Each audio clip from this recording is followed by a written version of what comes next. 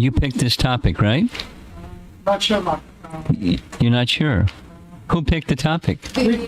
We gave something, but that was not available or something. So I don't know which one was eventually picked.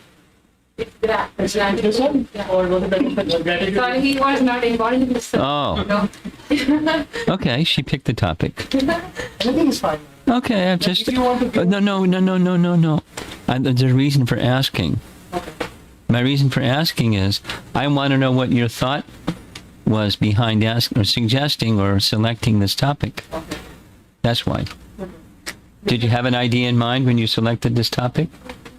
We have this one, then maybe, since like all the devotees are already in Krishna consciousness, then it will help everyone.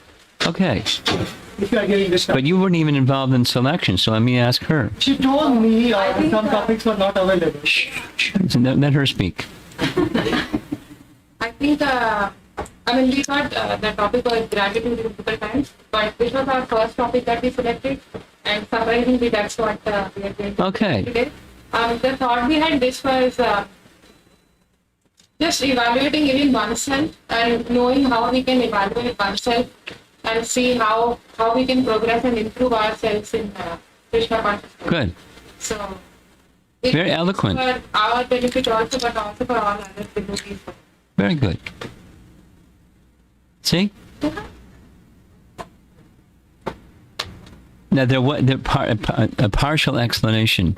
There was some confusion because a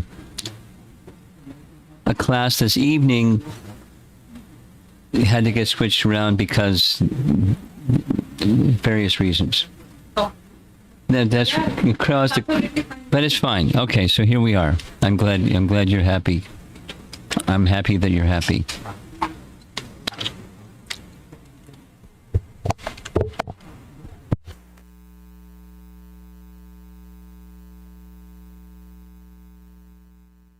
It is on.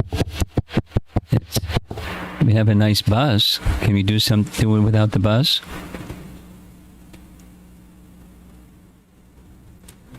These guys are really expert sometimes.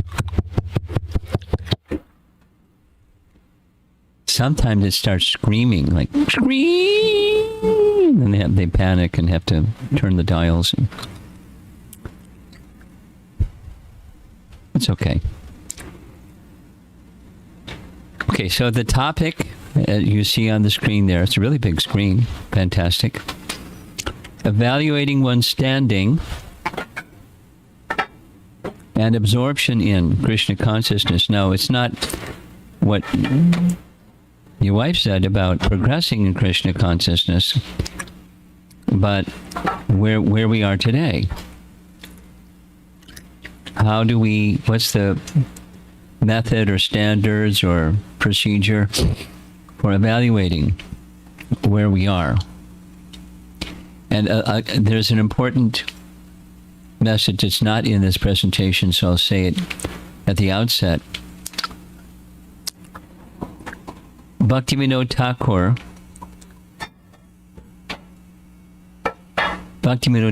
taught that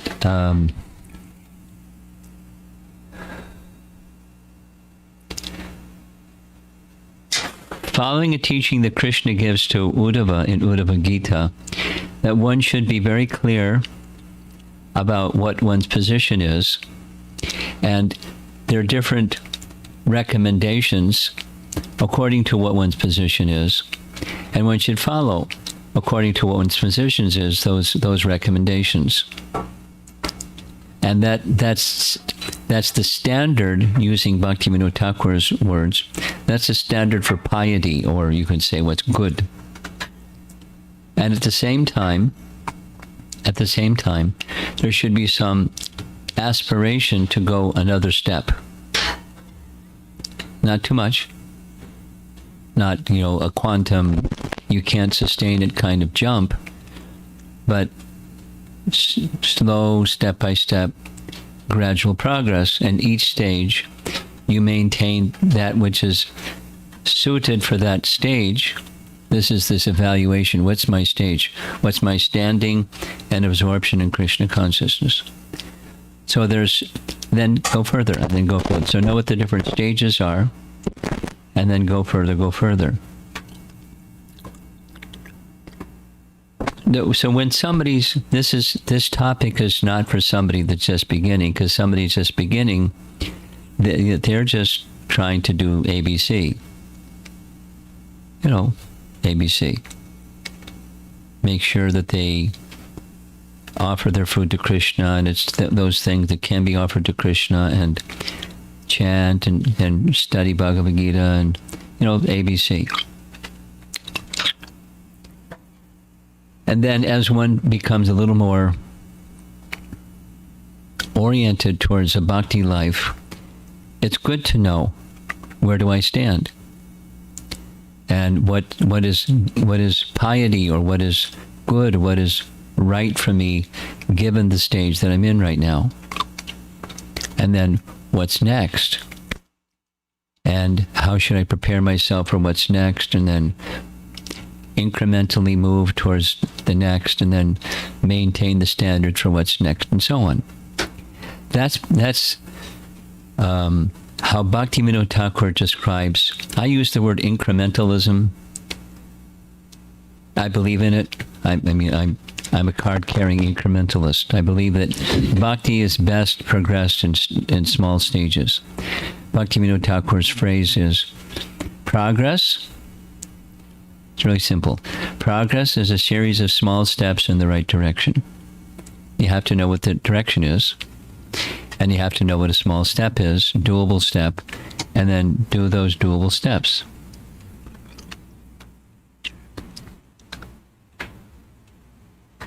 Are we going to lose the buzz? That would be nice. Yes? Oh. Anyway, okay.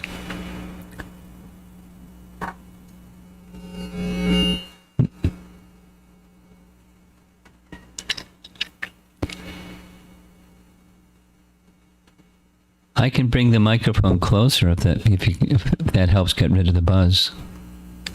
That's nice. I'll bring it really close. Okay. The starting point for sadhakas, that's us, practitioners, is we start with Rupa Goswami, because we're followers of Rupa Goswami, or Rupanugas, because Rupa Goswami, very special personality, very, very special personality, because he received the fullness of Lord Chaitanya's mercy. And how can you measure what that is? The fullness of Lord Chaitanya's mercy was given, imparted, passed on. He said, I have invested in Rupa Goswami all spiritual power to understand all of my teachings and to write according to my teaching, expand. And so he did. So he's a very special acharya. You see his picture there, writing. And his most significant work, arguably, is Bhakti Rasamrita Sindhu. And because you're practicing devotees, you probably know this verse. The principal verse that the whole of Bhakti Rasamrita Sindhu is an expansion of. This is a definition of bhakti. Anyavilasha shunyam jnana karma jnanavritam anukulyena Krishna anushilanam bhakti uttama. So we're going to spend a little bit of time on this verse. There's two parts. And the first part is what bhakti isn't, and the second part is what bhakti is. Or it's a definition, a good definition of anything. A good definition is what it isn't and what it is. Very simple. When Prabhupada first came, and an example, when Prabhupada first came to America, he just had kartals and no mridanga. And at some point in time, some devotees were going to visit India, And so he told them, please purchase a mridanga. So they want to know, what's that? So it starts with, it's a drum. And it's a drum that has two heads. It's not a drum that has one head, it's a drum that has two heads. But it's not a drum that has two heads like this, because in America they were popular at that time, was called bongo drums. A larger and a smaller, you hit on the top. So it's on the sides. And then there's different kinds of mridangas. There's some that are clay, there's some that are brass, there's some that are wood. They go by different names. So I want one that's clay, not wood or brass. So they brought back the right thing, because he told them what it is and what it isn't. When they didn't know, he'd make a drawing. This is how it's shaped. So they knew where to go. Similarly, this definition is, the first part is what bhakti isn't. Here's the translation. The highest bhakti is defined as, this is what it is, the second half, anukulyena Krishna anushilanam. Continuous service or emotions directed towards Krishna, his expansion forms or others related to him, with a pleasing attitude towards Krishna. Notice that's what's underlined. That's the anukul phrase, a pleasing attitude towards Krishna. It should be devoid, this is what it's not, it should be devoid of desires, or abhilash, other than the desire to please the Lord, and unobstructed by impersonal gyan, the materialistic rituals of karma, or other unfavorable acts. Jnana karma janavritam. That's what it's minus. It's abhilas, or a desire, or a hankering, or an intention to gain something through knowledge, acquisition, or fruitive activity. So those are to be eliminated. And instead it's accepting anukulyena with an attitude to pleasing Krishna. Krishna anushilanam. So here's the same verse in another diagram. And the question is going to be, what's at the heart of bhakti? Since this was a definition of bhakti, so naturally it has a lot of different hearts. And notice closely in the image to the right, there's a heart within a heart within a heart. And within the center heart, there's a little supersoul. So the outer heart is the processes of bhakti. Anu Shilanam. Shila means behavior or conduct, or what you do with your body. So there's 9 processes, Anushilanam. And the next circle inside, who is the object of those processes of bhakti, or the service that's rendered Krishna, is the object. But then at the heart of the heart of the heart is the intention or the mood, the intention of pleasing Krishna. Anukulyena. Anukulyena. Anukul, some of you know because you've been around a while. You know what the 6 principles of surrender are. The first 2 is Anukul and Pratikul. Anukul yasha sankalpa, Pratikul yasha varjanam. You've heard that before? Yes, you've heard it before. At least the older set here. Younger devotees may not know those terms. You'll hear, if just hear them, you hear them so many times, you go, okay, that's what that one is. So, sankalpa is an important word for a devotee. It's an important word for those that aren't devotees too, for those that are followers of karma kanda. When you want wealth, that's a sankalpa. And so you select a Brahmin priest who can help you do the right ritual so that you can get your sankalpa fulfilled. That's the intention. Or you may want to do well in your academics. So you worship Goddess Saraswati with that sankalpa. And they know the mantras and the rituals and the so forth and so on. Sankalpa means intention. So the Karma Kanda section of the Vedas has sankalpa, and bhakti has sankalpa. But the sankalpa of bhakti is anukulyena sankalpa, pleasing to Krishna intention. And you leave aside the others. Pratikulya shavarjanam. That's Padma Purana's definition of what does surrender mean. Surrender to Krishna. What does that mean? What does surrender mean? It has 6 parts, 6 limbs, angas. And those are the first 2, accepting things favorable, rejecting things unfavorable. For Krishna, for pleasing Krishna. That's because that's the intention. That's at the heart. Saying it backwards and forward. So at the heart of bhakti is the intention. Krishna is the one who's to be pleased. He's the object of that intention. And there's processes. So sometimes we get caught up in the processes without being mindful of the intention. Sometimes.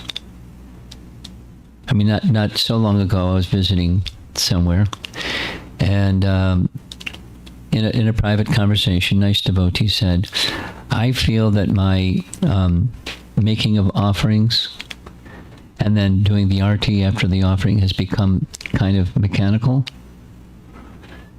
and I'm not really there. I'm doing, the ringing the bell and so many circles with the incense stick and the ghee lamp and so forth, but it's become mechanical. So that's where the heart's missing, the intention. So the behavior can be in alignment with bhakti, but the real essence is not the behavior. The real essence is the intention. So we don't just pay attention to the intention and scrap, the procedures that are standard procedures. But anyway, that's at the heart of bhakti. Now, how do you evaluate? Because that's what our topic is. How do you evaluate how well you're doing in this heart of bhakti process? Any one of the 9 processes. And following Rupa Goswami, because this is a definition of bhakti from Rupa Goswami, was another acharya in our line, several generations later, named Vishwanath Chakravarti Thakur. Any of you younger devotees here not know who is Vishwanath? You don't know who is Vishwanath, right? Don't know? Be honest. Don't know. He's a very important person in our line. He lived in Vrindavan.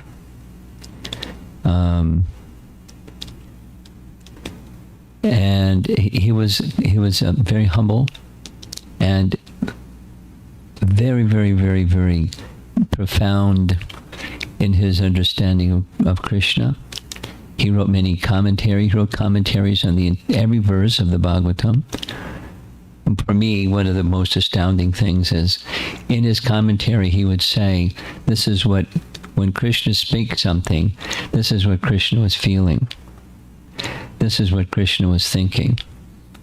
I mean, that's how intimate he was in his relationship with Krishna. It wasn't speculation. He was very intimately associated with Krishna. Vishwanath Chakravarti Thakur. Here's a little story about him, because stories make it nice. He lived in Vrindavan, but he lived in a more remote place from Vrindavan because he didn't want to be like right in the center. He was several generations after Rupa and Sanatan, and the big explosion of Lord Chaitanya and his followers. the six Goswamis and following the six Goswamis, Srinivasacharya, those who expanded Lord Chaitanya's teachings in Vrindavan. So he came several generations after that, and by that time, Krishna Bhakti had kind of sagged a little bit, and there were some deviations in the practices and the teachings, and that was the atmosphere that he moved when he lived in Vrindavan. He made his residence. So he lived in a remote place, very quiet place, because he was very humble and liked he was a secluded kind of personality. But everybody knew him. And so one day, somebody visited his home. It was a Brahmin, and a Brahmin found out where he lived because he wasn't in the hub of things. He was kind of in a remote place. He found him, and he had a little bag that he was carrying, and he said, last night my deity appeared to me in a dream and informed me that I want to be worshipped by Vishwanath. Go find him in Vrindavan and give me to him so he can worship me. So the next morning he went to Vrindavan and found him and handed him the deity.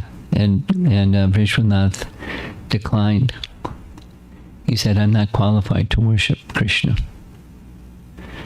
And besides that, I'm a mendicant. I don't have any wealth. I don't have anything I can use for offering to the deity. So I'm sorry, but I can't accept. And the Pujari was, in the one sense, he was happy because he wanted to worship his deity. Gokulananda is the name of the deity. But he was also disappointed because his deity had given him an instruction which he couldn't fulfill. So he went back with the deity in his little bag and did his worship at home. And that night, same night, the deity appeared to him in his dream again and said, take me back again. Take me to Vishwanath. I want to be worshipped by him. And in his dream, he said to the deity, well, I tried, but he refused. The deity said, he'll say yes this time. Go to him. And that same night, the deity appeared in Vishwanath's dream and said, I want to be worshipped by you. The Brahmin will come again tomorrow. Please accept my worship. Or please accept the position of being my worshipper. So he came again. And Vishwanath had to comply with what Gokulananda told him. And so Gokulananda is a small deity, maybe 6 inches tall, maybe 8 inches tall, not so big. And he worshipped him for the rest of his life, Gokulananda. And he wrote many, many books, very elevated books, as I mentioned already, a commentary on every single verse, almost every single verse of the entire Srimad Bhagavatam. We're looking at the screen up here. So Vishwanath Chakravarti Thakur, that was a little background for our younger generation people. He, one of the books he wrote was, you see, there's 9 stages of bhakti. Because let's remember our topic. How do you evaluate what your position is in bhakti and how absorbed you are in that position in bhakti? So he wrote a book describing that. And we did discuss this one evening, one afternoon. Devaprastha and his wife are very familiar with this topic. So the title of the book is Madhurya Kadambini. It's like the shower of sweetness. And he describes the stages of bhakti. So we can take a look at what he wrote and see where we are. Probably fit into a number of them. But there's a stage of bhakti that's where most of us are. It's a stage of unsteady bhakti. You know what unsteady bhakti is. Just like, when you put your hand in your bead bag and start chanting. It's called unsteady bhakti. Sometimes your mind gets distracted more than sometimes. And sometimes you can actually focus. And it goes unfocused, or the sine curve from where you are. It goes up and it goes down, and it goes up and it goes down, stays down, it stays down, it goes up a little bit and stays down. That's unsteady bhakti. That's, you map out your chanting or your devotional life in general. It's unsteady. And there's qualities of that unsteadiness. Now the illustration up here in the upper right-hand corner, that's Vishwanath Chakravarti Thakur. And one of those initial stages is kind of like an outburst of enthusiasm. Those of you that have been around a while, you know what utsaha means. Enthusiasm. It's one of Rupa Goswami's terms, utsaha. It's one of the essential features of good devotional services, maintaining enthusiasm. But supposing in the beginning there's this burst of enthusiasm, and I like the example that Bhakti Chaitanya Maharaj gave for a burst of enthusiasm. It's a nice story. He was there when this happened, so I think it made a strong impression. Once upon a time, George Harrison donated a property to ISKCON in Lechmore Heath. Then it was named the Bhaktivedanta Manor. And one time he was visiting the Bhaktivedanta Manor, so the devotees had prepared a reception for him. And as it happens in England, it rains sometimes, more than sometimes. And so when he arrived, the driveway leading up to the property was muddy. So he got out of his limousine and was walking towards the Bhaktivedanta Manor. And the devotees, one devotee in particular, paid his full dandavats in a big mud puddle. And he stood up and his cloth was dripping with mud. And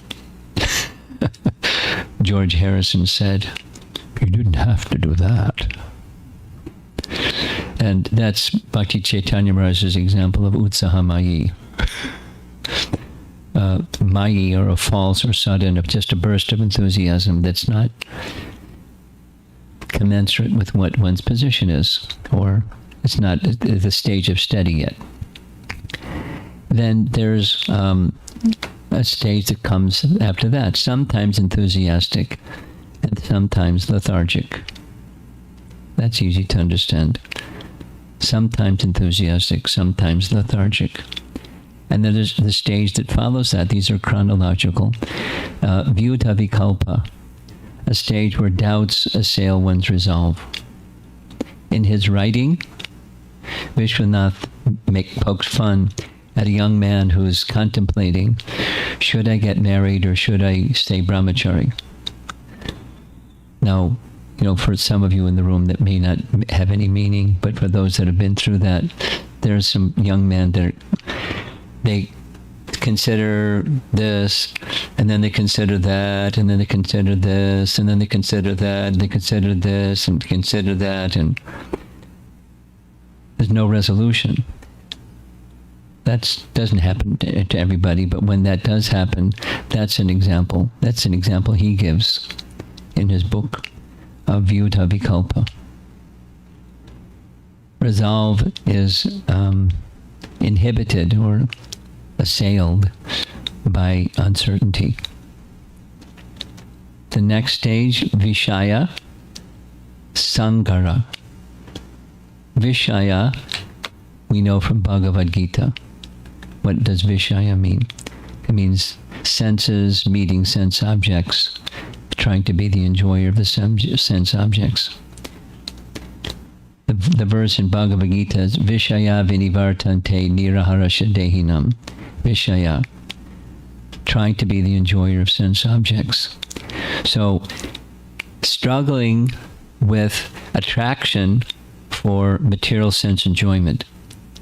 And, there's the resolve of bhakti is challenged by the residual tendency of material sense enjoyment, back and forth. That's letting things go. The next one is accepting things favorable. Niyama akshama. Niyamakshama. Failing to take up the bhakti process in such a way that the fullness of the bhakti process is being manifest. Regularly practicing, but not fully following all the things that one should be doing. So the one above is one's things that one shouldn't be doing. This one is things that one should be doing. And being unsteady in both areas. And finally, Taranga Rangani. Some of you, probably all of you, you know who is the presiding deity in Ranganath. In the Ranganath deity, you familiar with the Ranganath deity? Yes. So, Ranga means wave, and Nath means Lord. He's the Lord of the waves. That's Vishnu. He's reclining on the ocean. In one case, Karna Dakshay Vishnu is lying on the causal ocean or Karna ocean, or Garbhadakshay Vishnu is lying on the causal ocean, or Shiradakshay Vishnu is lying on the Garbhadak ocean, or the ocean of milk. So Lord Narayan is reclining on Ranga, so he's Ranganath. And this Rangini is a diminutive phrase, small waves. And Taranga means becoming attached to or wanting to become the enjoyer of. Supposing in the beginning, or as you go along in spiritual life, there's a little success. And with that little success, people pat you on the back and say, wow, you just played Mridanga very nicely. Or you cooked a wonderful feast, or you organized the Janmashtami celebration so wonderfully, or something. You gave a very nice class, something. And you go, yeah. And you become the enjoyer of that little success in spiritual life. That's a category, according to Vishwanath, of unsteady bhakti. Because the service is meant for Krishna, not for our glorification or our achievement. Now, those are 6 chronological stages of unsteady. Let's remember why we're going through this.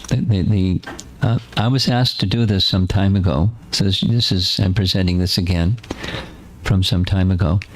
Persons wanted to know, how do we actually evaluate where we are in our spiritual life, and how well we're absorbed. So we're looking at what our acharyas say to take a look at that question. So there's unsteady, we want to move to steady. And as you're moving towards steady, there's some obstacles.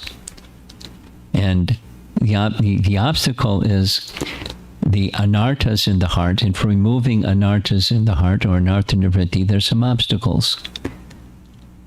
So this is to help us evaluate. And maybe you can identify with more than one of these. Laya is lethargy, laziness. And then he indicates there's laziness in stages. Laziness in hearing, like, you're hearing and you fall asleep. Or chanting, and you're chanting and you become drowsy. Or more subtle is remembering Lord Hari and one may become a little lethargic when it comes to that. Because each of these are helpful, that is, hearing, chanting, and remembering, Shravanam, Kirtanam, Vishnu Smaranam, they're helpful in eradicating unwanted things of the heart. So after weakness or lethargy is while doing hearing or chanting or other devotional activities, the tendency to talk about mundane things, even when doing devotional activities, a tendency, to speak mundane things during the course of those activities. Then, the third, this is obstacles to overcome this unsteadiness stage. Supposing both of them are absent, laya and vikshepa, then still one may be a little apathetic. Or I was using this phrase during our Festival of the Holy Name, kind of indifferent. You're doing your hearing and chanting, but the mind is towards the object. Remember that chart with all the hearts in it? The object of Krishna, there's kind of an indifference to Krishna. Our relationship with Krishna may be held with some degree of indifference. And that's an obstacle. Indifference. I spent a whole hour, almost 2 hours, discussing indifference and how it's an obstacle in overcoming, coming to a better stage of chanting and better stage of devotional practice. It's a very important point, very meaningful and important point. Then, supposing there's some affinity or the indifference, a pratipatti, disinterest has subsided, then there may be residual tendency of anger or greed or arrogance. The milder form of the arrogance is tarangarangani, but arrogance.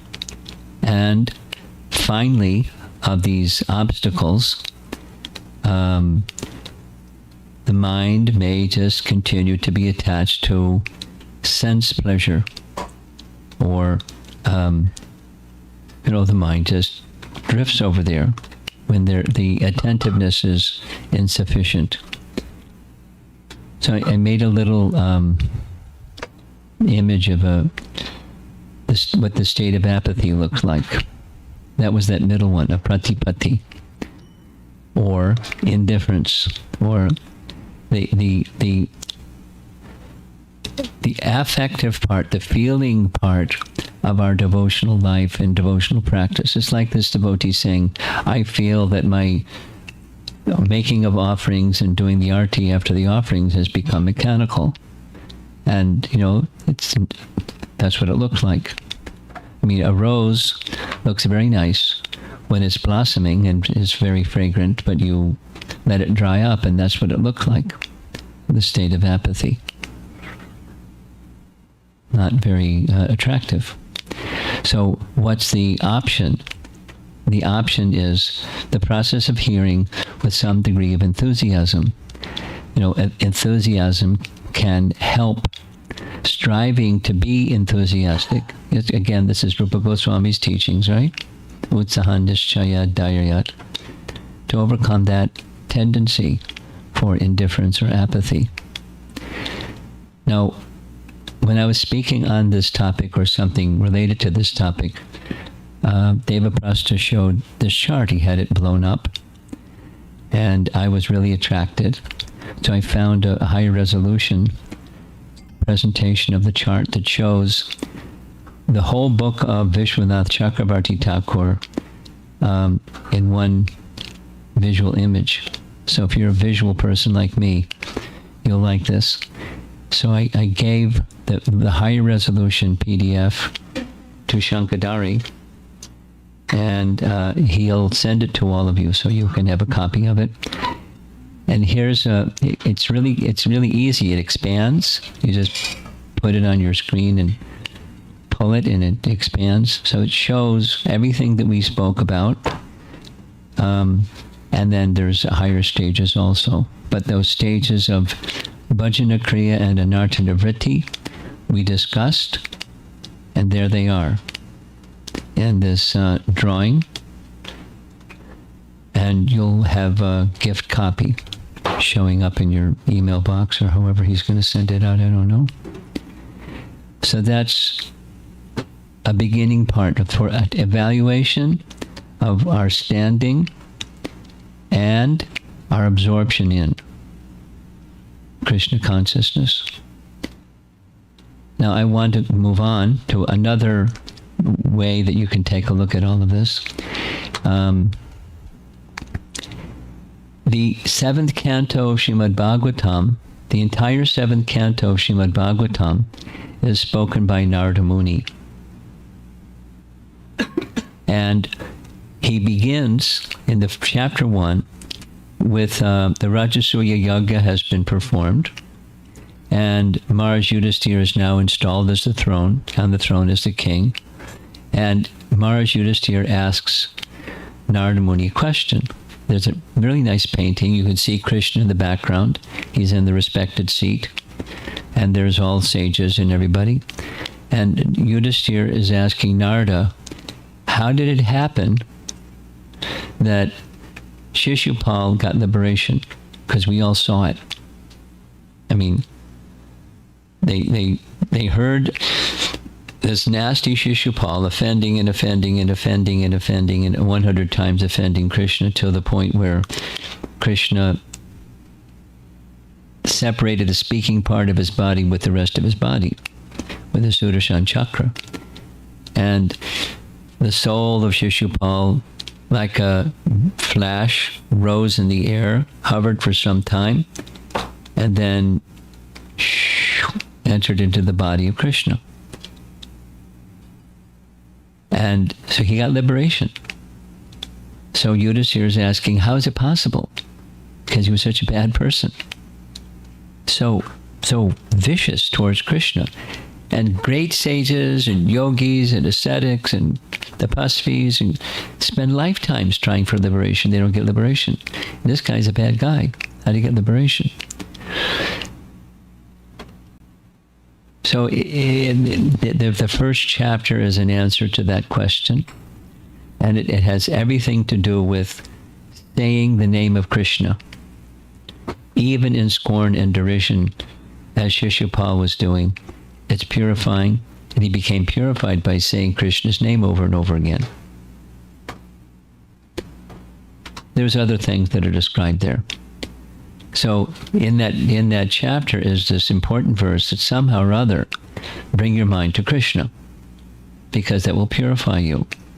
And in the course of the narrating the chapter, we hear about Prahlad. The whole story of Prahlad is in the 7th canto. And it runs from chapter 7 to chapter 10.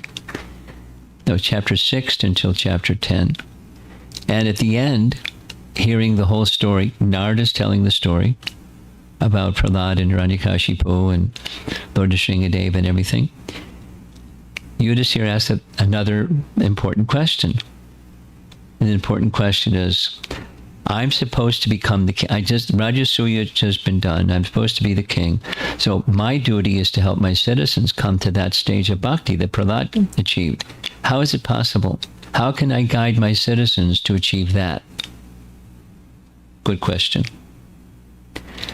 And Narada says, well, the way to do that is, or one of the ways to do that is, follow all your prescribed duties, follow the varnashram system, and dedicate those activities to Krishna.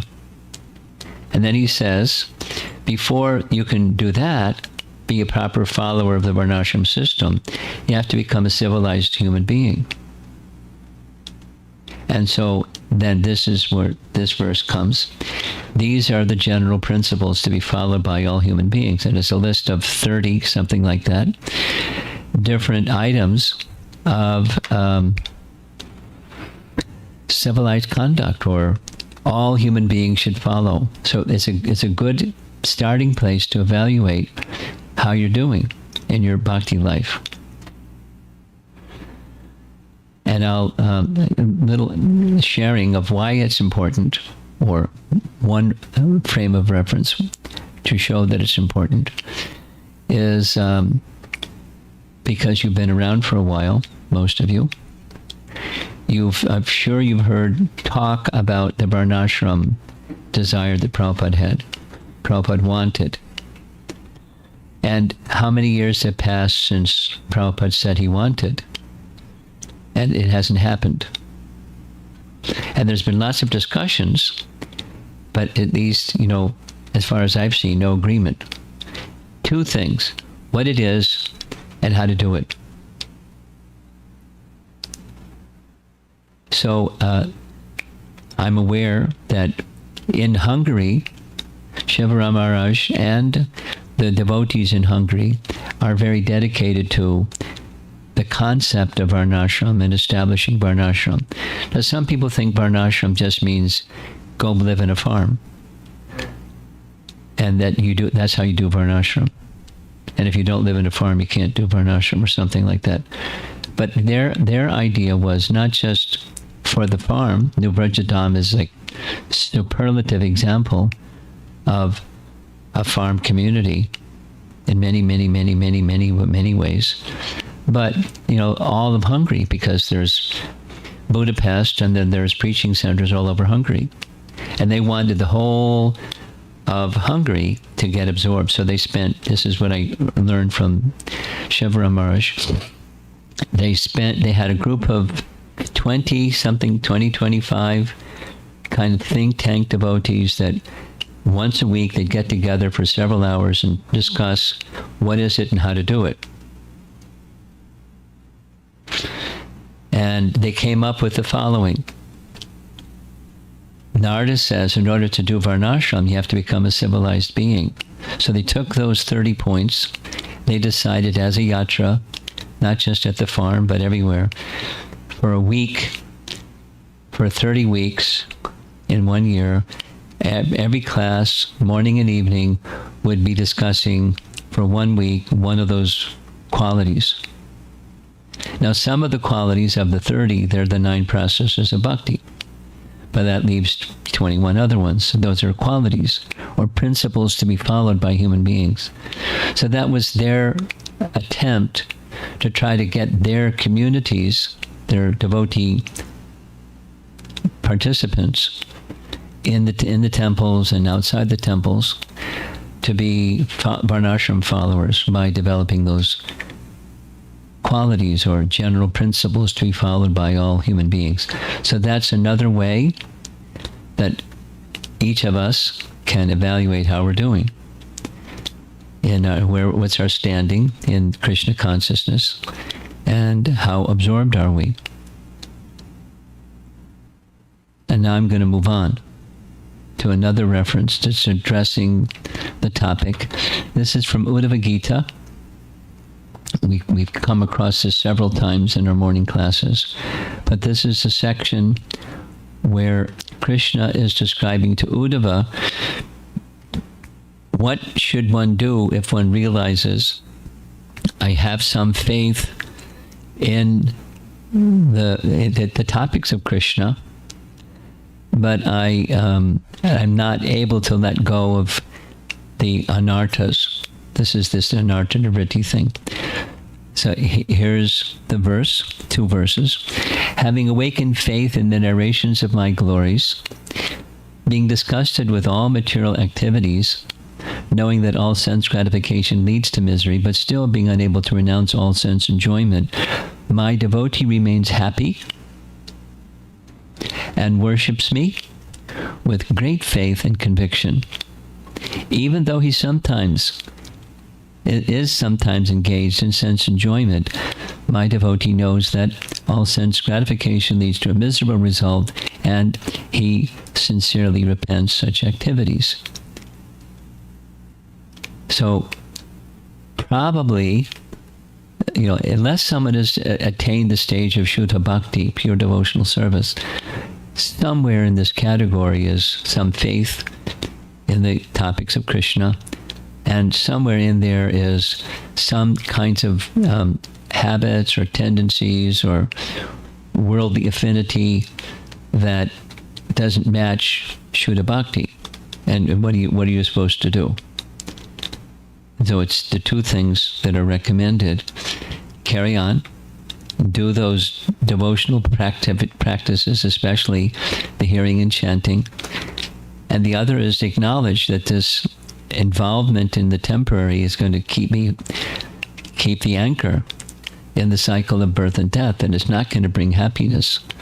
But I've not been able to overcome it yet, so let me go on with my devotional practices sincerely. And so now, how do we see which ones are areas where we're doing well and which ones are areas that we're not doing so well? Each of us have blind spots. Others that know us well can see some things in us that we can't see because we have our blind spots. So it's really good to have people that know you really well, and they're confidential people, and you leave your heart open to such people, and they can point out to you, if you leave the door open for them to point it out, where are some blind spots, and give you some suggestions or some support or some encouragement or whatever it is to help you overcome those blind spots or those weaknesses. So and a degree of introspection is an essential part of this process. It requires self-honesty, where you're not deceiving yourself. You continue to hear, to know and refine your understanding of the goal. Make your best effort to let go of that indifference or apathy or complacency. Complacency is a big one. You get to the point where you're feeling comfortable. The inconvenience part that may have started bhakti life has subsided a bit, and then I'm feeling comfortable. So complacency is a problem. So don't allow that complacency or indifference to slip in, and continue to strive towards the goal, and have, through your introspection and persons close to you, help you to evaluate. Friends or family members or mentors or whoever, or combination, and make it a point, not like with an obsession, but make it a point to strengthen those things that are strong and use that strength to overcome the things that are not so strong. And overall, we're striving from unsteady or anishtata to nishtha, means steady. In the stage of nishtha, according to our acharyas, it means that it's not that everything is completely gone and you're squeaky clean, but bhakti has become sufficiently strong, and the eradication of unwanted things has become sufficiently complete, that the unwanted things don't rule. That is, bhakti rules. Bhakti overpowers. The strength of bhakti overpowers the unwanted things that residually remain in the heart. That's the stage of steady. And a real good test for steadiness that you can use to evaluate how you're doing in your bhakti life is even when there's difficult times. So that's what's going to be discussed this evening. Gratitude during difficult times. But I selected this image because I don't think that's a pansy that's growing in the middle of a sidewalk, or it looks more like somebody put it there, but the whole street, the whole image is kind of bleak and dreary, and down, dark. But how to maintain steadiness even in the midst of difficult times. It's when bhakti becomes strong. That's a test, or a way to evaluate, because that's our topic. Even when difficulty arises, you remain steady. It's strength from within. Balaram, strength gives strength, so you can maintain steadiness even when it's difficult. Your connection with Krishna is so strong, even there's a lot of static, your connection with Krishna remains strong. And the indication of that is you've understood who you are on a spiritual platform. Not just your spirit soul, but you're meant as spirit soul, you're meant for Krishna's service, and nothing can deter that service. Nothing material can stop bhakti. That's an important verse in Bhagavatam. And when that stage comes, when nothing can stop bhakti, that's where there's contentment within. Or there's contentment within when your bhakti has become so strong, no matter what obstacle comes, you're strong because your relationship with Krishna is strong. That's a way to evaluate. And the common verse that we hear, by the way, this is the next to the last slide. The Brahmabhuta verse, you all know, I'm sure. Brahmabhuta Prasanatma. There's three symptoms. Brahmabhuta means to know that you are Brahman. And know that you are Brahman means, in its complete form, that you have a relationship with Krishna, a relationship of service. That's who you are. Your spirit soul meant for service to Krishna. And when that realization comes, prasanatma, there's a happiness within. And when that happiness is within, the second characteristic, no hankering, no lamenting.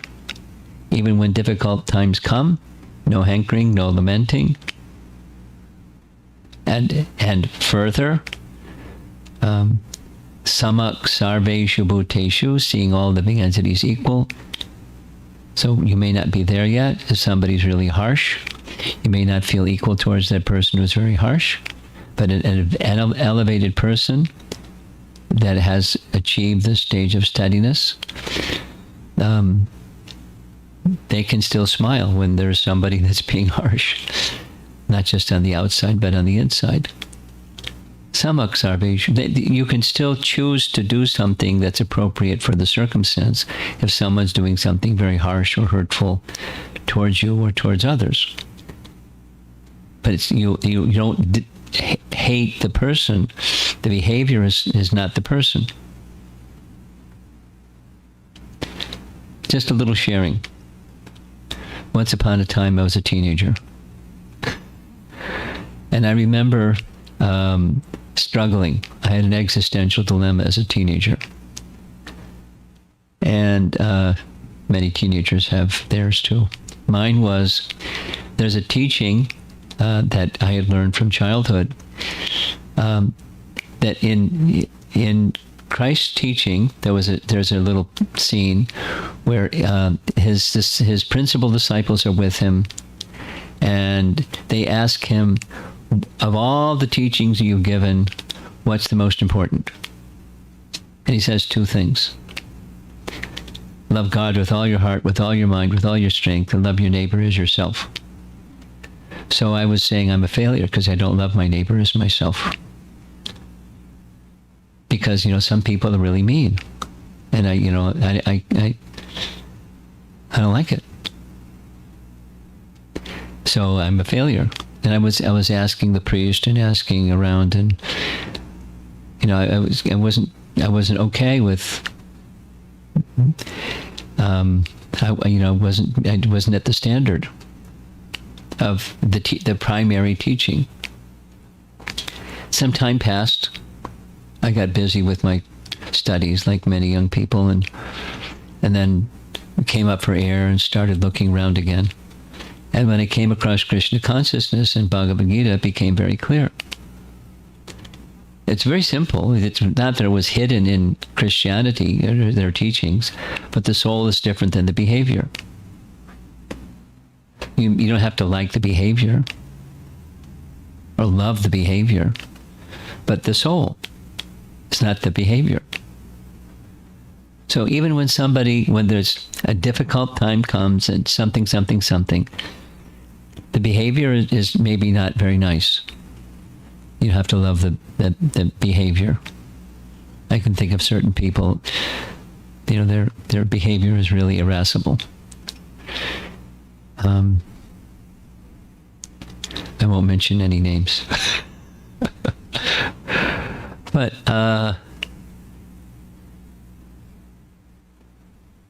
the soul is different. So samak sarveshu bhuteshu. And from that position you can be in service to the soul if you're not inimical to the soul or mistaking the behavior to be the self.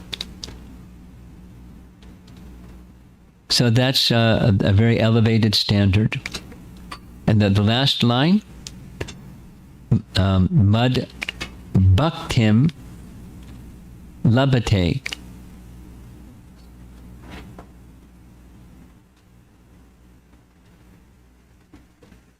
How are we doing? Is everything all right?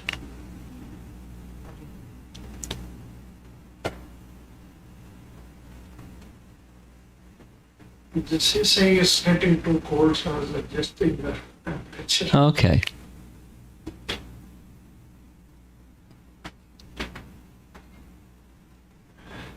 Mad bhaktim labhate param. What does that mean? This young man, the Mridanga player, I don't know your name. I'm just trying to get your attention focused because you got a little distracted. So, mad bhaktim labhate param. What's the meaning?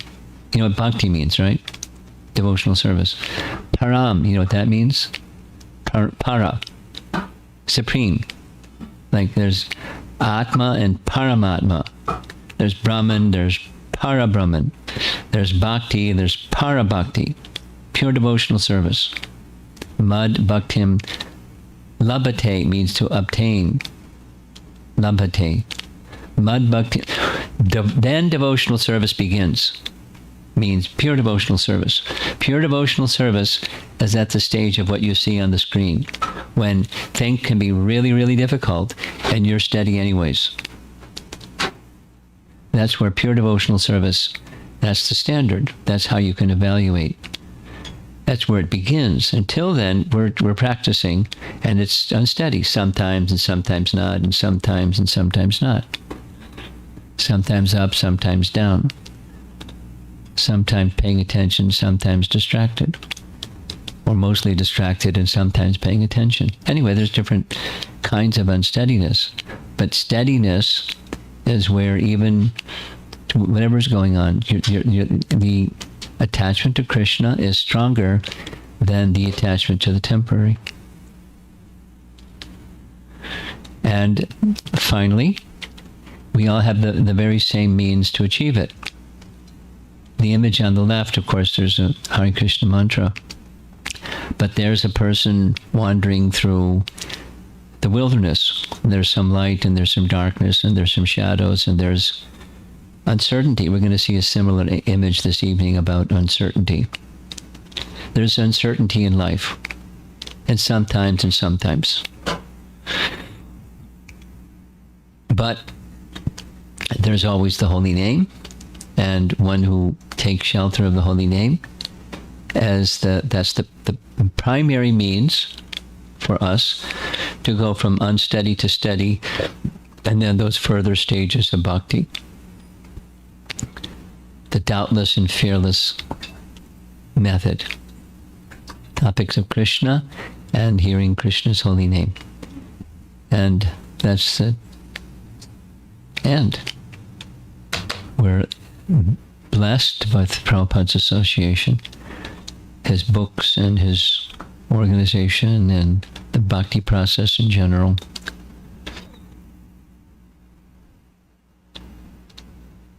When I came in, I noticed your Bhagavatam set up here. And I noticed that the first canto is open and the other ones are still closed. We started Reading together. Then we started doing online. We started reading from Veda, so we didn't go. Oh, I see. Okay. We opened the first canto to go to the book, but then later I mentioned the other canto. We were reading on.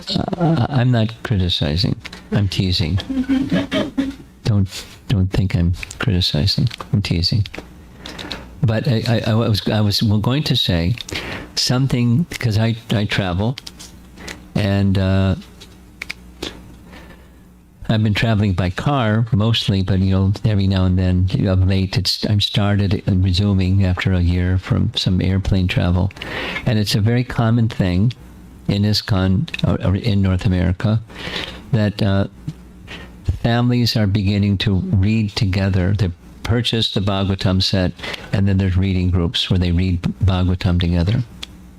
And my experience is it can be completely new people. Completely new people. And that means they've got all kinds of stuff, ideas and attachments and, conceptions and, the whole shebang. But reading Srimad Bhagavatam in the association of others, as long as there's at least one person that's a little experienced, they don't have to answer all the questions that come up, but, they can guide the discussion. And people make very substantial advancement. They become attached to the Bhagavatam. I've seen it many places, and here also. But it's a fantastic way of helping people make substantial progress in devotional service. It's a fantastic process. So not just the distribution of the sets of Bhagavatam, so we get a score on the BBT chart, but then have people read it. And have people read it means they want to understand it. And I get questions from all over the place. We read this. What does this mean? Because it says that over there. It says this over here. And how do we understand it? They weren't asking those questions before they started reading the Bhagavatam. So it's taking attention away from the temporary and towards the eternal through this wonderful literature, Srimad Bhagavatam. I'm a fan of Srimad Bhagavatam. So if you have a circle of friends that don't yet have a Srimad Bhagavatam, encourage them to take Srimad Bhagavatam. And, even if there's a Veda-based version, they can have a Bhagavatam set and then engage in reading together. It's really very sweet and soothing way to make spiritual progress. Because the stories are fantastic. The first canto is fantastic. References from Mahabharata and Ramayana and things that people know a little bit about but don't know too much. And how does it all fit together? And it's really, but it's all in relation to Krishna, so it's all purifying. Okay, so that's our presentation. Evaluating one's standing in absorption in Krishna consciousness.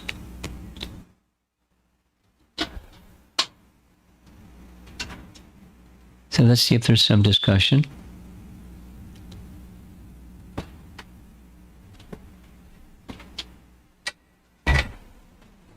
Thank you, Maharaj. Looks like this was one class I really needed. Oh, good.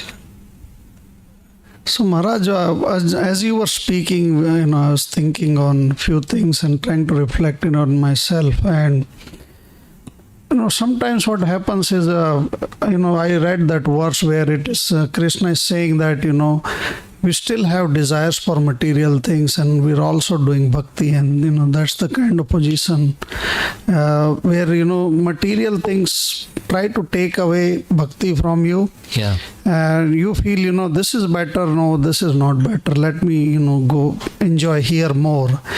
And sometimes they overpower you, and then you are also day-to-day life, you are into material things a lot of times. So I have like two-part question. One is how to come out of that, how to think that bhakti is stronger aspect and bhakti is where I have to develop more and how to come out from the beliefs and likings of material things.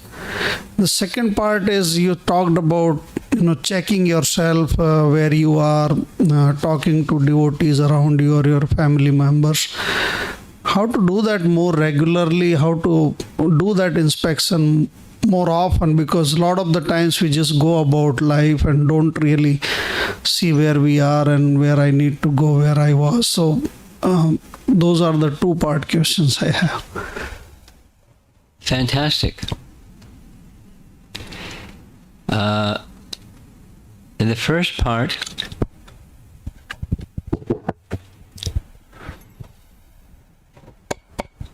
because you said the second part second, that's fresh in my mind.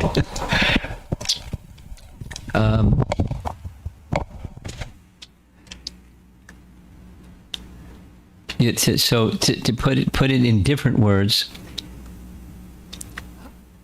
how can we develop the strength to not succumb to the temptations or tendencies of material involvement or materialistic involvement, and especially because we're involved in occupation in other ways in the world, how do you stay protected from that involvement in the world?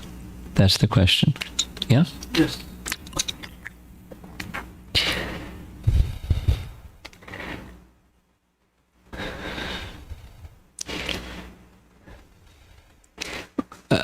Someone who you may appreciate reading his writings a little bit more is Bhaktivinoda Thakur, in part because he was a householder and he perfected his life in bhakti.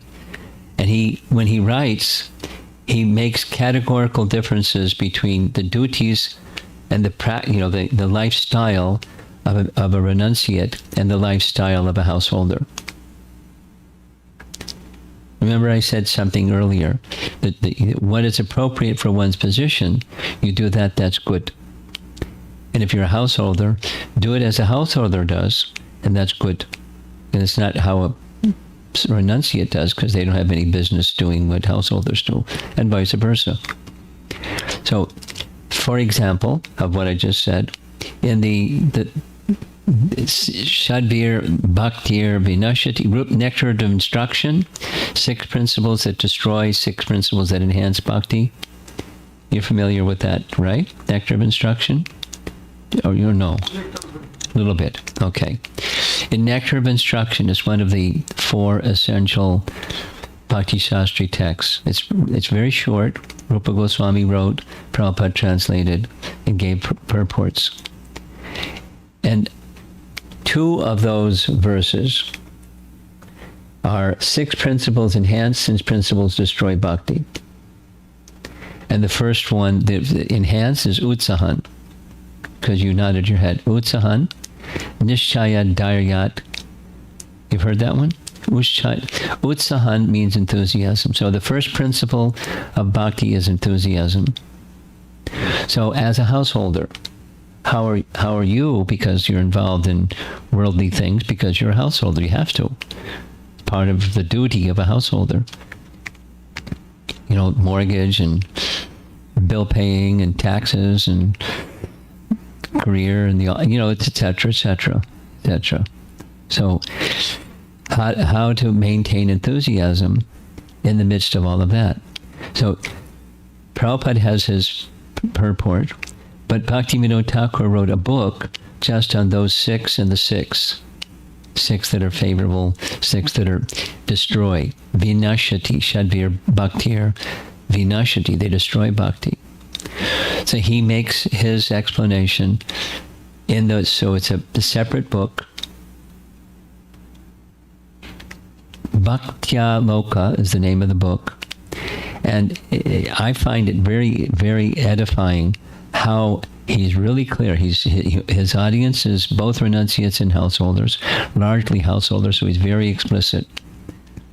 So I can suggest to you, read Bhakti Loka, and you'll start to develop an appreciation for how, as a householder, Bhaktivinoda is advising householders how to.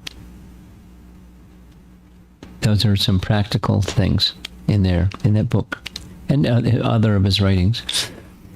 Another principle is, in answer to the how-to question is sadhu sangha. Keep close association with sadhu. And sadhu doesn't just mean sannyasis or someone with saffron cloth and a big beard. That's not just what a sadhu means. Sadhu means those who are devotees, those who are attached to Sat. You stay close. Live your life where it's close association with sadhu in sadhu sangha, and you'll have strength beyond your strength. And it'll grow. And the way it grows is by fanning the spark. The fanning the spark is hearing. And then continue to try to apply. Now, there's something that's needed inside. That spark that's inside is intention. The intention that I want to please Krishna, I want to be with Krishna, I want to be, my forgotten relationship with Krishna should be restored. Someone can't put that there. That's something that's already there. It's already there. And you fan that spark by association and hearing and discussing. And then the fruit of that hearing and discussing is applying. But don't set the bar too high, because then you feel discouraged. Oh, I'm not meeting that high bar.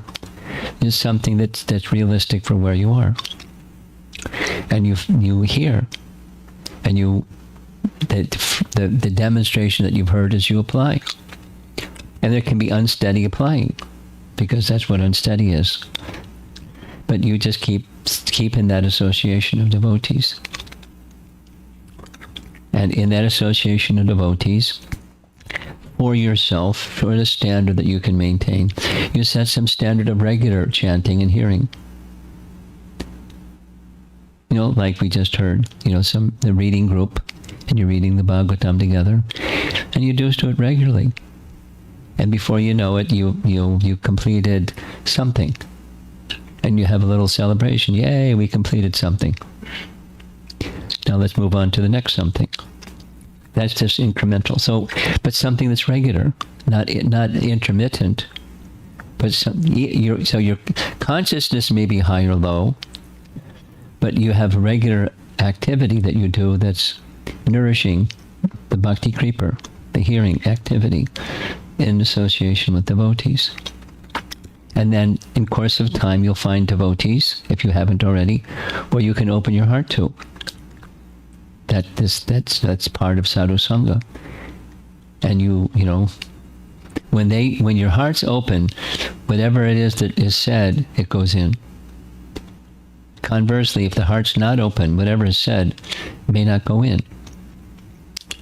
You can recognize, oh yeah, I've heard that one before, but it's not going in. It'll go in better if your heart's open. And the heart should be open to the right people who are, exemplary. So find such sadhus that you can connect with. That's part of sadhu sangha. And you disclose yourself openly.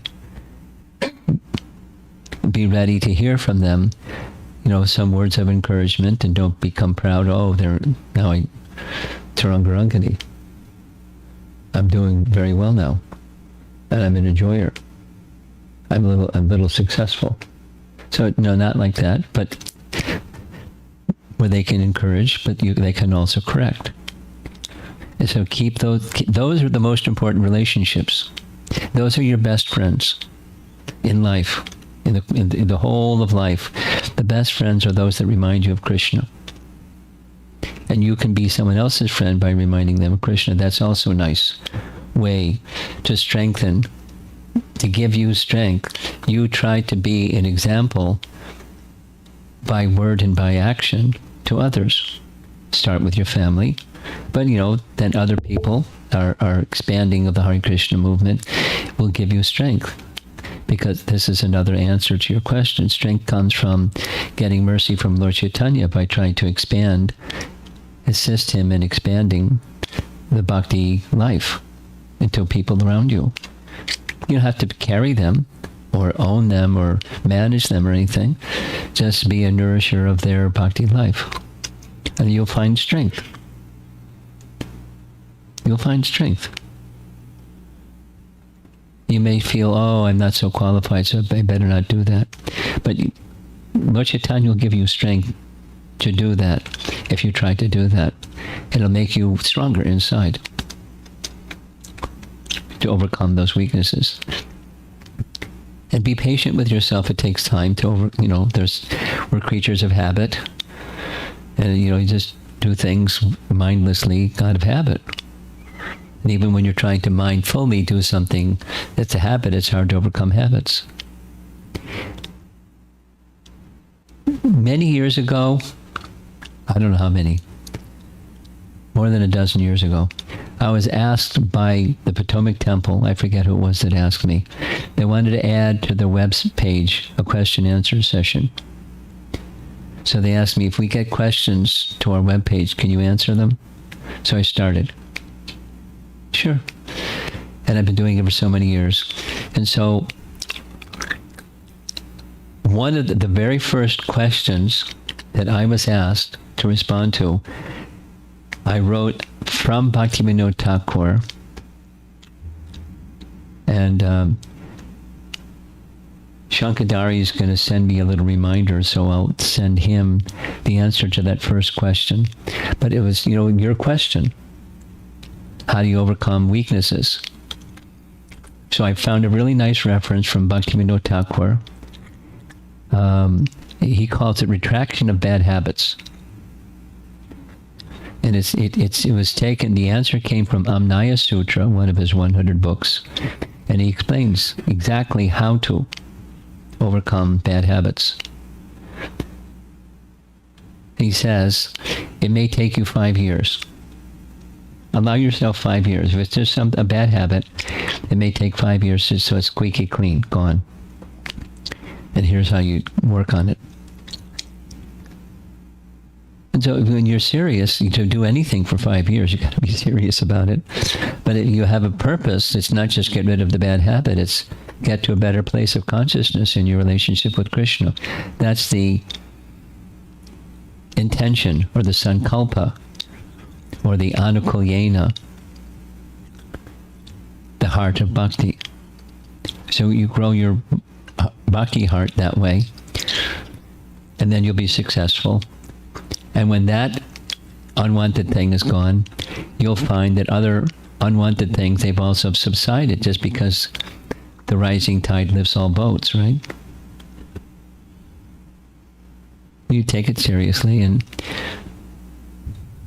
it becomes easier next time.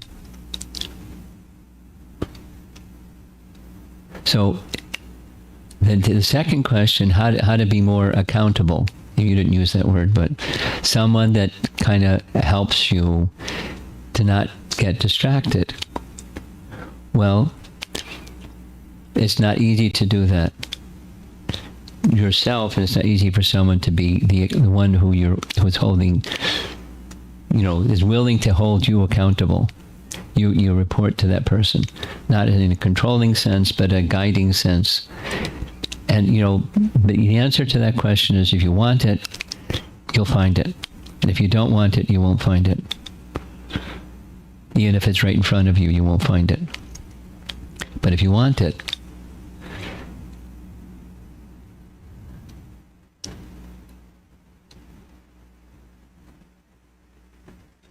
seek and ye shall find, the Bible says. Man proposes, God disposes. Prabhupada's teaching. The answer is there. It's just that our desire isn't. So to ask the question right now and to act on it tomorrow may be different. That's what unsteady bhakti means. So when that intention becomes stronger, then you'll continue to seek. And it doesn't have to be, the n number of things that are in our heart that don't belong there. It can just be, one thing. I want to be accountable to somebody for this one thing, because I've by consulting with that person, I've understood if I can deal with this one thing, it's going to help me in so many different ways. But rather than achieve nothing, let me achieve this one thing. On both sides, something that I should do and something that it's not good. Here's something that we did. You may want to have with your group here consider. In Naperville, which is a suburb of Chicago, we got on this topic. The topic was specifically blind spots. So we asked the devotees, they wanted to do it. They were like, we want to do it. Okay, here's the model.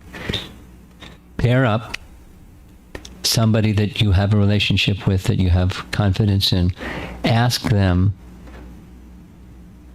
not for all of your blind spots, but have them identify a few. And then with that person who you trust and that knows where your blind spots are, work on for 2 weeks or 3 weeks. Hold yourself accountable to that person. I want to work on this blind spot. And then vice versa. You help them see where their blind spot is, or or it doesn't have to be a blind spot, some area that is where there's some weakness, and they want to overcome that weakness. And just do it in pairs. And then, take it seriously. Once you start that model and you do it for 3 weeks or a month, then it becomes, much easier to do than when you're just thinking about it on a Sunday afternoon. You do it. With somebody that, you already have a trusting relationship with. And supposing you get spaced out or distracted or busy with work or some calamity comes, so that's okay. They'll understand and they'll, get you back on track sooner than if you had nobody that you're reporting to, or you have a buddy system. It doesn't have to be, authority person, just someone that's close to you. That's a way to begin. So you can consider. You don't need a whole group to do it. You can just do it, or the support of a whole group doing, if you want, if the group wants to do that. And it's practical. That's the incrementalism. You just do something instead of thinking about it. Procrastination's a big, obstacle.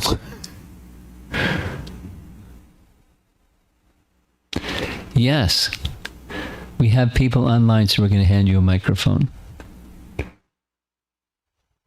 Hare Krishna Maharaj. Towards the end of the class, you emphasized about a study of Srimad Bhagavatam. Yes, I did. And how it is important for us, how it can help us move from unsteady bhakti to steady bhakti. And a lot of times in our personal study of Shastra, we have a lot of questions. Good. And most of the time, at least I don't end up asking someone, but I think because I study alone, but I think I do have a lot of devotee friends, and from now on I can seek their guidance, and I also have your email, take guidance from you. And one such question I have is from Bhagavad Gita, and it is from chapter 3 verse 35, in which Krishna says it is better to do one's dharma even though imperfectly than do another's dharma, or it is better to perform one's natural prescribed duty though tinged with faults than perform others' prescribed duty. This verse always confuses me and I'm unable to understand. If you could please explain a little bit.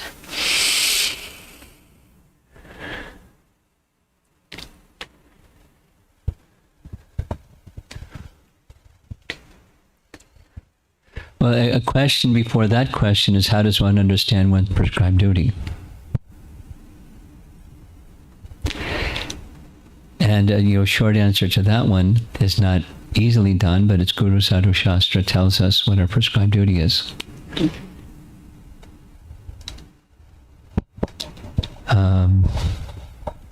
a question that I get a lot with young people that are entering into college is the career selection question.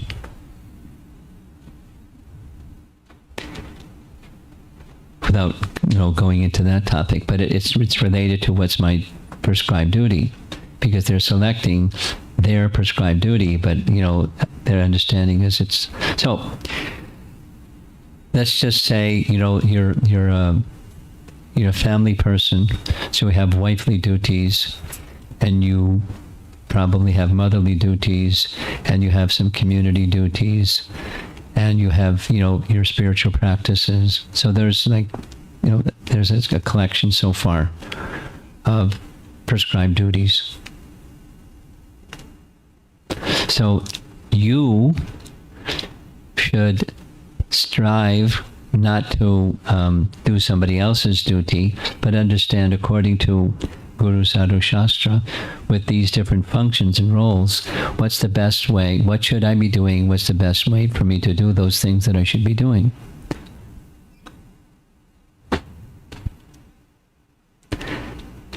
The reference from Bhagavad Gita is Arjuna he has a predisposition. He wants out of there.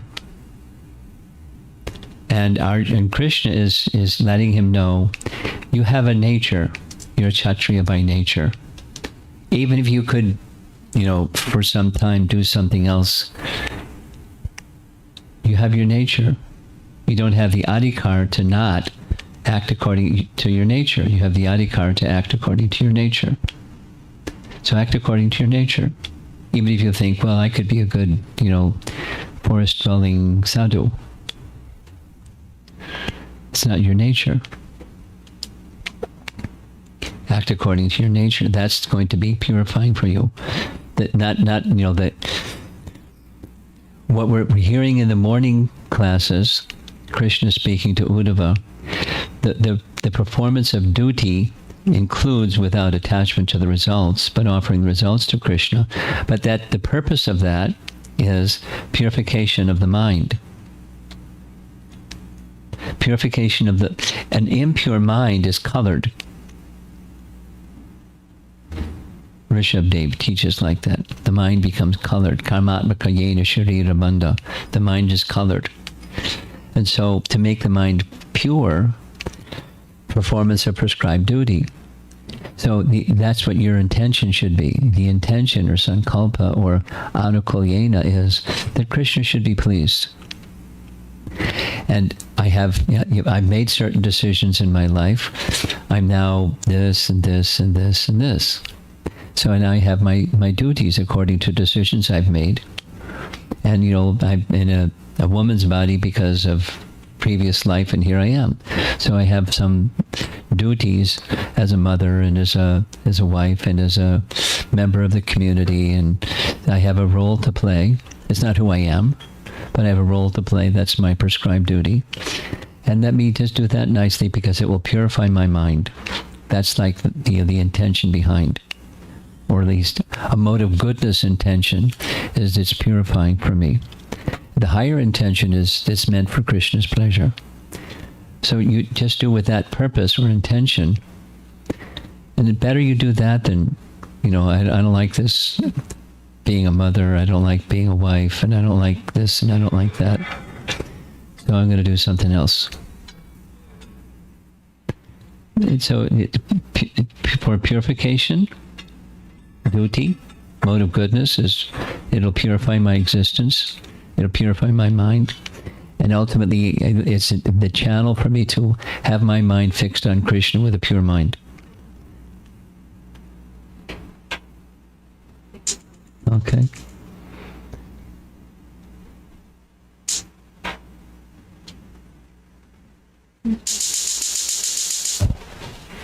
Thank you, Maharaj. So there are some, you mentioned that, devotional service is not, there are no obstacles, material obstacles to devotional service. I'm listening. And, there are people who are naturally materially inclined as a result of their past karma or whatever. So And the rest yeah, of us have to work on it.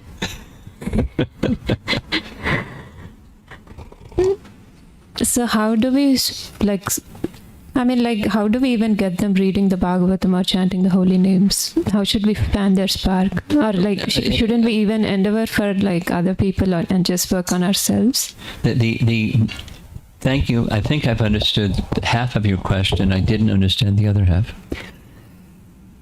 In Krishna's words to Uddhava, we were just on this very same topic in the morning class, but how that attraction for the topics of Krishna awakens is yadrichchaya, means somehow or other, no cause, causelessly.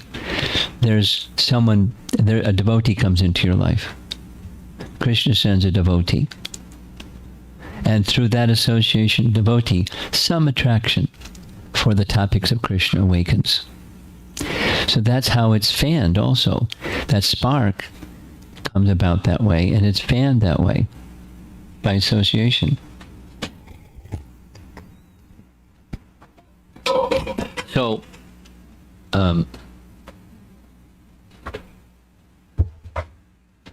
naturally so, the fact that we have a body means there's some attraction for sense objects. And we get a particular body to match the mind's attraction to sense objects. So there's some, we have different natures. Some like to sing, some like to dance, some like to do math, some like to, do sports, some like to this and that. Those are attractions for sense objects due to past free will choices, and here we are with a mind that's grouped around the mind as senses and then the body. And we're doing stuff. And now here comes a devotee that says, not just do a U-turn, but let's purify and elevate all this to what's your real self-interest. And here's some things we can do together. So that's how the fan is sparked.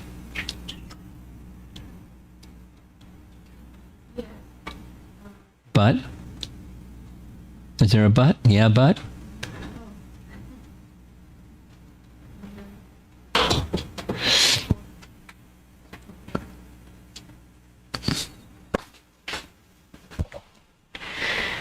There are very strong verses in Srimad Bhagavatam that say that Matirna Krishna is Varata whatever, that those who are materialistic can never understand Krishna's glory and take to devotional service.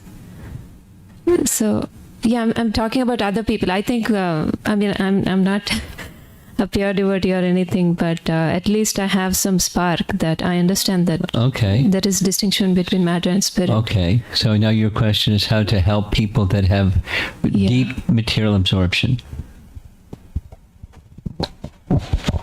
Then it's the incrementalism. Agyata sukriti. If they simply start to think somehow, they start to think, this devotee is nice. Or even broader, devotees are nice. So just be pleasant. And find out what it is that they like. And then nourish that which they like. You go across the bridge, you go hang out with them on their side of the bridge. You find out what they like. And you don't indulge in what they like, but you find something that's Krishna related it relates to what they like. And you give them something that's Krishna related to what they like.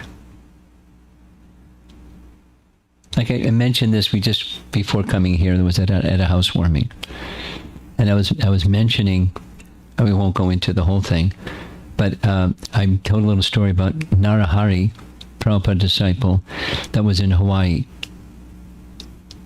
and so he got creative. He got a sailboat, a big one. I mean, a big one. It could carry like 30, 40 people.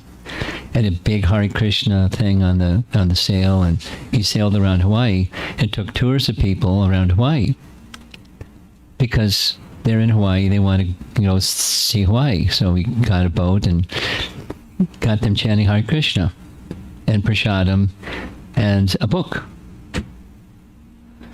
He went on the bridge, on their side of the bridge, and hung out with them and helped them understand, get a little beginning. And he's a nice person.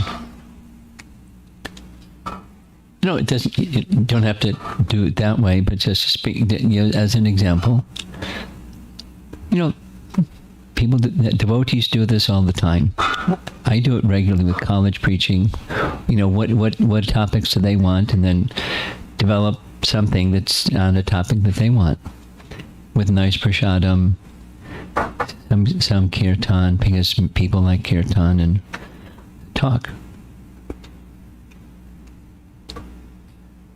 Without giving other anecdotal examples. Finally, the best weapon is prasadam. And it's fact. It's a fact. So wherever you go, prasadam. Whatever you do, prasadam. And you just be pleasant. Even if people are unpleasant, you just be pleasant.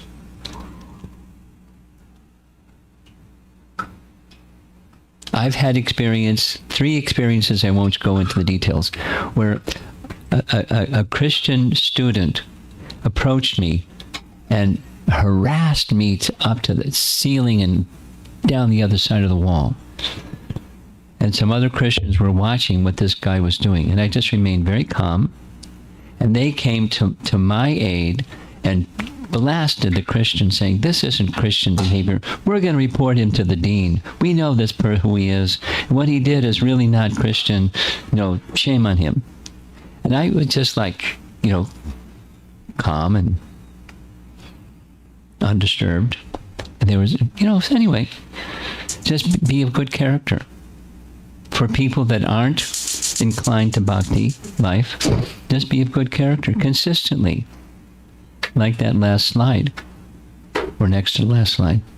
Even in difficult circumstances, you're Brahmabhuta, Prasanatma. So just you exhibit the character of a Vaishnava, and it's attractive.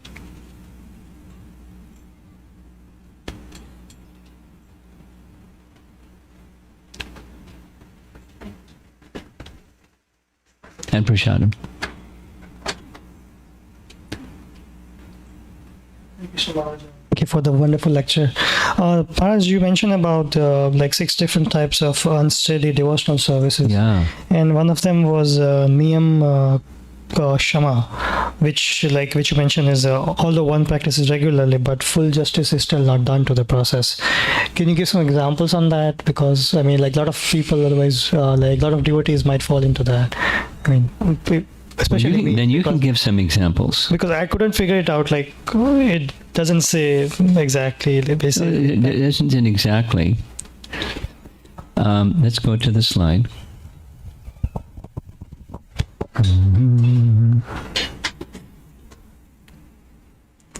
This one? No, the previous slide. The previous slide? Yes. Yeah, the 5th one. Niyam Kshama. Niyama Akshama, or Niyamakshama. Doesn't show the long A. Yes. Niyama Akshama. Well, a very simple one is, because the principle of Niyama Akshama is things that you know that you should do, but you don't.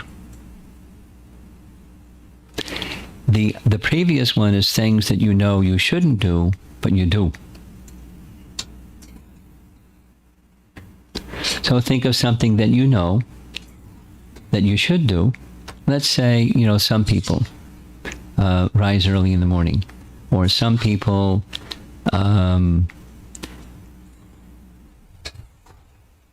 speak pleasantly. And when someone says something that's really hurtful, I know it's not good for me, and it's not good. It doesn't help the situation to just roar back at the person. Maybe in a thoughtful way, I could correct them. But, just like getting in a get back spirit, that's not good. I'm doing my practices regularly, but there's certain people, they just set me off and I just like lose it. So, that's not good. And you can think of other examples. It's the principle is things that I know that I should not do and things that I know that I should do. So should rise early is one. I should like this, exhibit good character. Even when there's provocation, exhibit good character. That's good.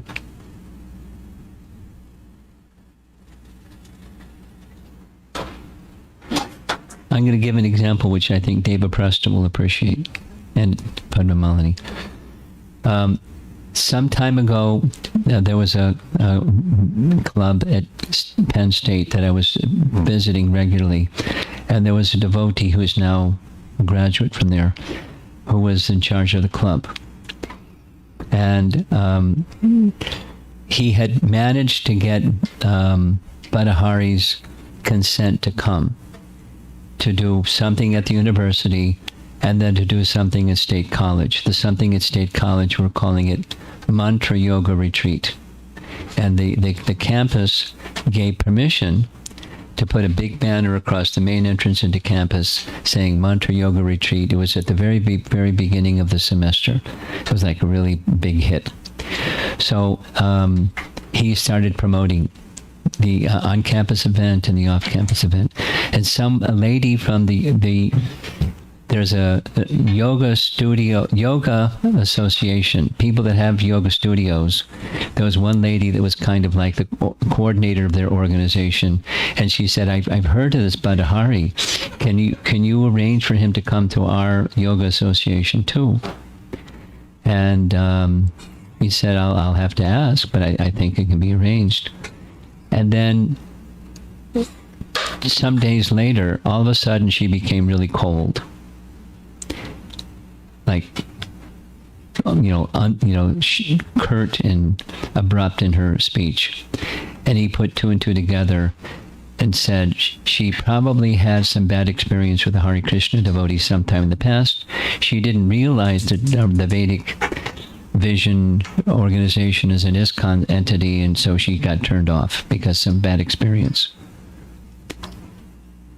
So he just continued to be his pleasant self. And so that the event went on. Badahari went to their event, and she then later told him, exactly what he thought. He said, I had such and such experience, and it was really unpleasant. And from that point on, I've had a bad impression of Hare Krishna people. But you're just totally different. You're not like that at all. So my impression of the Hare Krishna movement has changed. So it was a bad person who was a member of your organization. He did some bad stuff. I didn't ask him what was the bad stuff. I don't know if he asked. But even in the face of someone being abrupt and cold and whatever, just continue being, of good character and very pleasant. But supposing that's not what happens. Supposing somebody gets cold, so you go, oh yeah? Okay. Anyway. A Vaishnava is meant to have good character. Good character has its standards. So we may not be doing full justice to the bhakti process, although you're practicing regularly. Okay? I think we may have some questions online, but I want to end because of our time. I get a sense that everyone's hungry or restless or something. So if it's okay, we'll abruptly end. Thank you all for participating.